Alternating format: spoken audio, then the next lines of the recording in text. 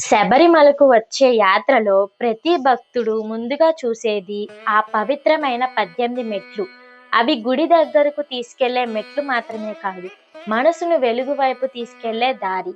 ఈ 18 మెట్లు ప్రతి మనిషి హృదయంలో జరుగుతున్న 18 యుద్ధాలు.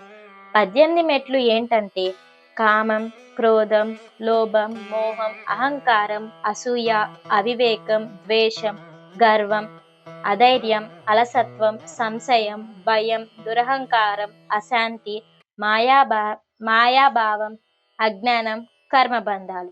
అది గుడిలో నిలబడే క్షణం కాదు, తనలోనే చీకటి తొలగిపోయే క్షణం.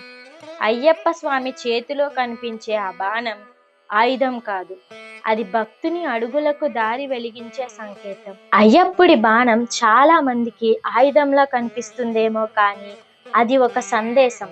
ఎన్ని అడ్డంకులు వచ్చినా అది ఎప్పుడూ ముందుకి సాగుతుంది.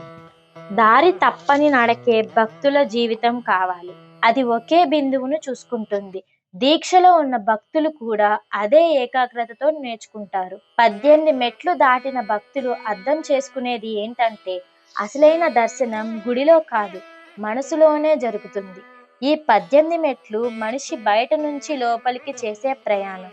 ఆ ప్రయాణం తప్పక ముందుకు సాగాలని గుర్తు చేసే చిహ్నమే బాణం. ఈ మాట మీ హృదయంలో తాకితే ఒకసారి మనసారా జపించండి, స్వామియే శరణమయ్యప్ప. ఇలాంటి దైవ రహస్యాలు మరిన్ని తెలుసుకోవాలనుకుంటే మా ఛానల్ని సబ్స్క్రైబ్ చేసుకోండి.